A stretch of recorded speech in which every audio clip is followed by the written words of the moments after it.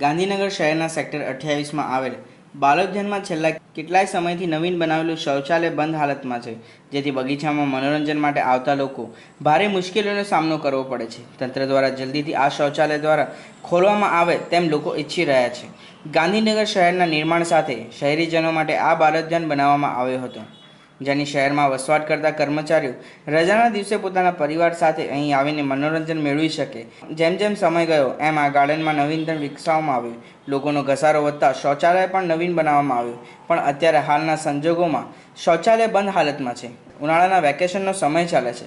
પબ્લિકમાં જ્યારે ઘસારો જોવા મળી રહ્યો છે. ગાંધીનગર તેમજ આસપાસના વિસ્તારમાંથી પોતાના ઘરે વેકેશન માણવા આવેલા સ્નેહીજનો આ ગાર્ડનમાં ફરવા આવે છે, પરંતુ લાખો રૂપિયાના ખર્ચે તૈયાર થયેલું શૌચાલય બંધ હાલતમાં હોવાથી અહીંના આવતા સહેલાણીઓને ભારે મુશ્કેલીનો સામનો કરવો પડે છે. ગમે ત્યાં શૌચાલય કરવાથી ગાર્ડનમાં ગંદકી થઈ છે. માનવ મહેરામણથી ઉભરાતા આ ગાર્ડનમાં શૌચાલય ત્યાંથી જરૂરિયાત છે અને તંત્ર દ્વારા બંધ પડેલા શૌચાલયના તાળા જલ્દી ખુલે તેવી લોકો રાહ જોઈ રહ્યા છે, પરંતુ તંત્રના અધિકારીઓ કુંભકર્ણની નિંદ્રામાં ક્યારે ઉઠે છે અને આ અંગે યોગ્ય નિકાલ લાવે છે કે કેમ તે જોવું રહ્યું.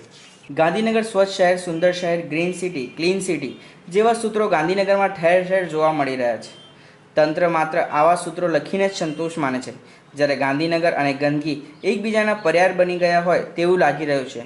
શહેરમાં જ્યાં જુઓ ત્યાં ગંદકી જોવા મળે છે. તંત્ર દ્વારા મૂકવામાં આવેલી કચરાપેટી બહાર પણ અસહ્ય ગંદકી જોવા મળે છે. શહેરીજનોનું માનવું છે કે નગરપાલિકા કરતાં સરકારી નોટિફાઈડ એરિયા હતું તેનું કામ સારું હતું, જ્યારે નગરપાલિકા હસ્તક આવ્યા બાદ સફાઈ અભિયાન માત્ર કાગળ પર જ છે. શહેરના નવવિકસિત સેક્ટરો અને વિસ્તારમાં સફાઈ થોડીક અંશે થાય છે, જ્યારે જૂના સેક્ટર જોડે ઓરમાયું વર્તન રાખવામાં આવતું હોય તેવું રહીશો જણાવી રહ્યા છે. શહેરના જૂના સેક્ટરોમાં સફાઈ ઝુંબેશ નહીં કરવામાં આવે તો આગામી દિવસોમાં ઉચ્ચ કક્ષાએ રજૂઆત કરવામાં આવશે તેમ રહીશો જણાવી રહ્યા છે.